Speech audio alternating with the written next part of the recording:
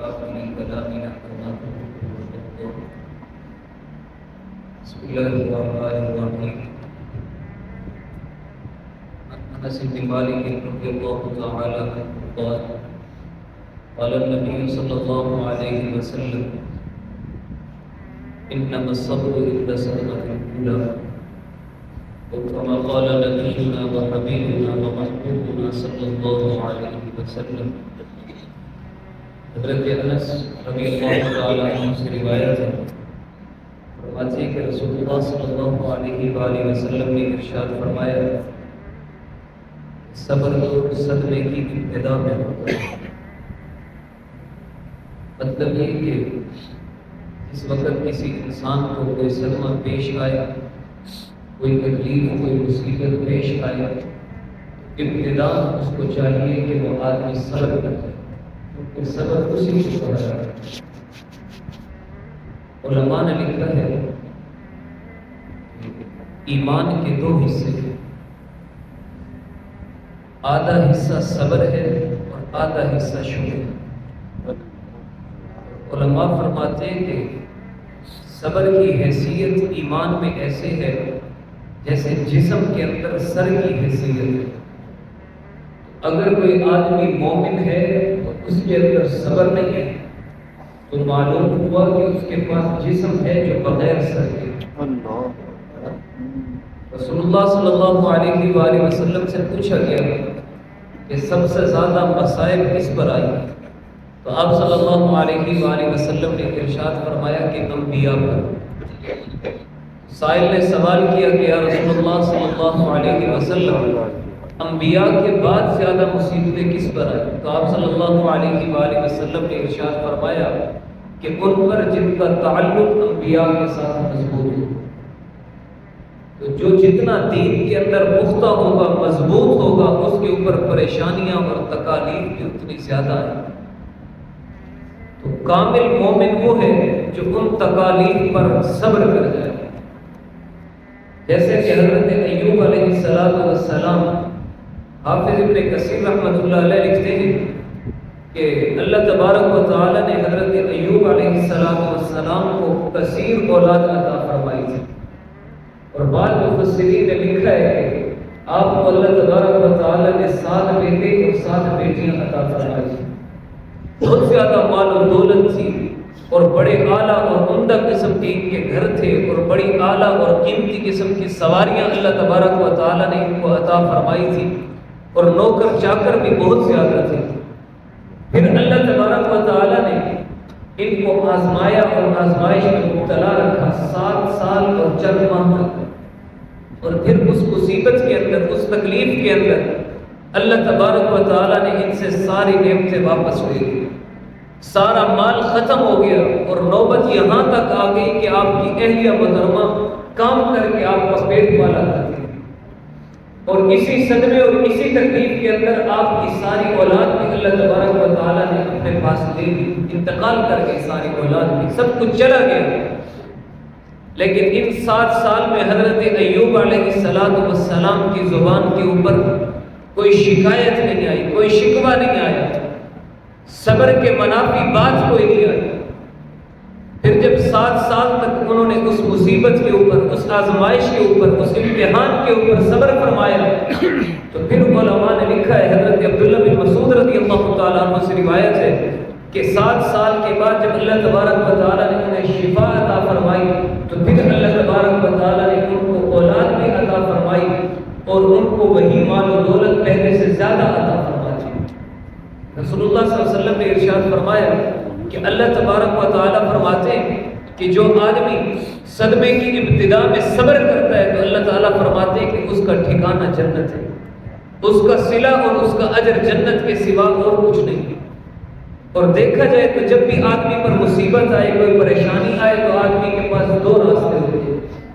پہلا راستہ یہ ہے کہ آدمی اس مصیبت کے اوپر صبر کر جائے اور اس کو اللہ تبارک و تعالیٰ کی طرف سے آزمائش اور امتحان سمجھ لے اور اللہ کی رضا میں راضی ہو جائے.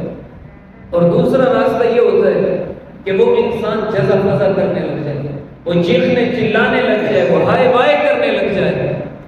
تو اب جس نے صبر کر لیا اللہ کی رضا میں راضی ہو گیا تو پھر اللہ تبارک و تعالیٰ نے ارشاد فرمایا وبشر الصابرین، صبر کرنے والوں کے لیے بڑی خوشخبری ہے۔ اور اللہ تبارک و تعالیٰ نے ارشاد فرمایا کہ ان اللہ مع الصابرین، کہ اللہ صبر کرنے والوں کے ساتھ ہوتے ہیں۔ پھر اللہ کی رضا بھی اس کو حاصل ہو جائے گی اور اس کو اس پریشانی اور تکلیف میں اللہ تبارک و تعالیٰ دکھ سے اور زیادہ پریشانی سے بچائیں گے، اس کے دل کو سکون اور اطمینان اور راحت اللہ تبارک و تعالیٰ نصیب کر دیں گے۔ اور جو آدمی پریشانی کے اوپر جزا فضا کرے اور چیخنے چلانے لگ جائے تو وہ ساری زندگی اسی پریشانی میں، اسی مصیبت میں کڑتا رہے گا اور پریشان ہوتا رہے گا اور اس کی بے چینی کے اندر مزید اضافہ ہوتا رہے گا، کوئی افاقہ اور بہتری نہیں آئے گی۔ تو انبیاء کی زندگیوں سے، صحابہ کرام کی زندگیوں سے اور اکابرین کی زندگیوں سے ہمیں یہی سبق ملتا ہے کہ جب کوئی پریشانی، کوئی مصیبت آ جائے تو اس پر صبر کر لینا ہی بہتر ہوتا ہے، کیونکہ بعض مرتبہ اللہ تبارک و تعالیٰ انسان کو جو مرتبہ اور مقام عطا فرمانا چاہتے ہیں تو آدمی کے اعمال ایسے نہیں ہوتے کہ وہ مرتبہ اس کو دیا جائے، پھر اللہ تبارک و تعالیٰ اس آدمی کو تکلیف دے کر، اس کو آزمائش دے کر، امتحانوں میں مبتلا کر کے اللہ تبارک و تعالیٰ اس آدمی کو وہ مرتبہ اور مقام عطا فرما دیتے ہیں۔ علماء نے ایک حکایت نقل کی ہے کہ ایک بہت نیک خاتون تھی، بڑی خوبصورت عورت تھی، اس کے جو شوہر تھے وہ بھی بڑے نیک تھے، بڑے اللہ کے ولی تھے، بزرگ تھے۔ تو اس عورت کے دل میں خواہش پیدا ہوئی کہ میں رسول اللہ صلی اللہ علیہ وآلہ وسلم کی زیارت کر لوں، مجھے دیدار نصیب ہو جائے۔ تو اس نے اپنے شوہر سے اپنی خواہش کا اظہار کیا کہ مجھے کوئی وظیفہ بتائیں، کوئی عمل بتائیں کہ مجھے حضور صلی اللہ علیہ وسلم کی زیارت ہو جائے۔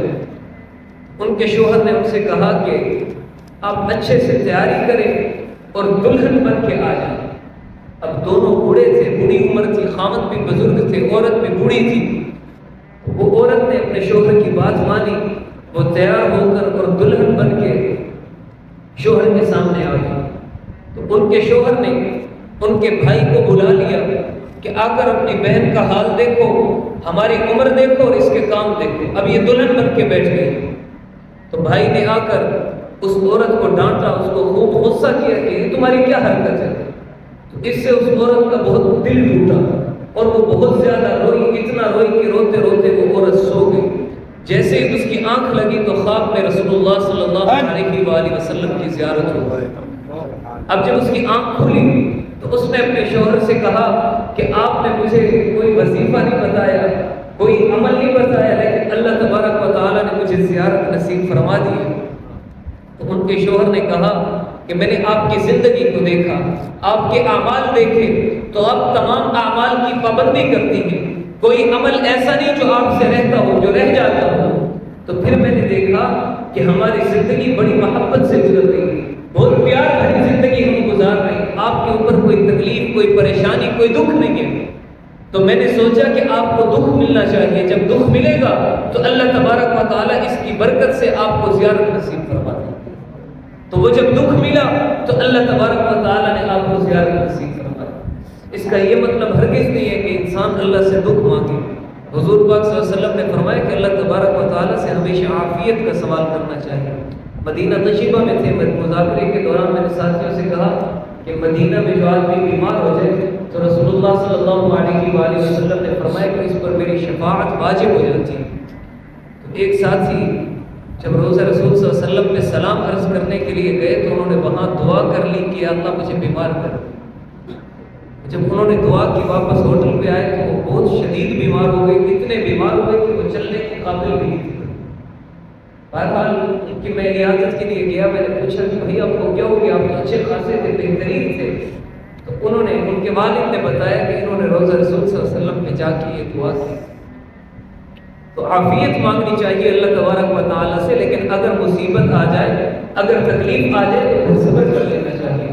امام اعظم ابو حنیفہ رحمہ اللہ کا واقعہ مشہور ہے کہ آپ کا ایک دشمن تھا جو آپ کو اچھا نہیں جانتا تھا، آپ کا بغض اپنے دل میں رکھتا تھا۔ اس کو اطلاع ہوئی کہ حضرت امام اعظم ابو حنیفہ رحمہ اللہ کے والد صاحب کا انتقال ہو گیا، تو حضرت سے ملاقات کے لیے آیا اور اس نے کہا کہ سنا آپ کے والد صاحب کا انتقال ہو گیا اور میں نے یہ بھی سنا ہے کہ آپ کی والدہ بہت خوبصورت ہے۔ تو شریعت میں شرم نہیں ہے میں آپ کی والدہ سے نکاح کرنا چاہتا ہوں۔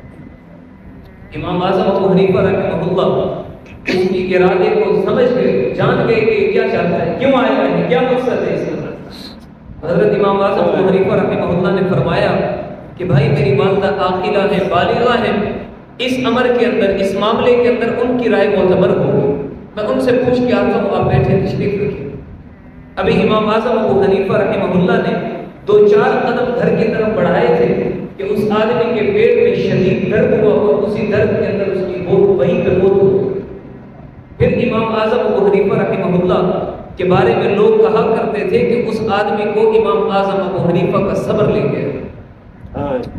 جب بھی آپ نے مصیبتوں کے اوپر صبر کر لیں گے تو اللہ تبارک و تعالیٰ آپ کو ایسا صلہ عطا فرمائے گا، ایسا بدلہ عطا فرمائے گا جو ہمارا محو گمان بھی نہیں ہوگا۔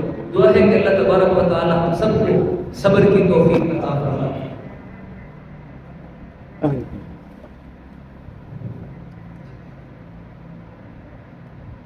روزے کے ساتھ اور طول ڈرامہ دیکھنا کیسا ہے؟ کسی ساتھی نے پوچھا ہے۔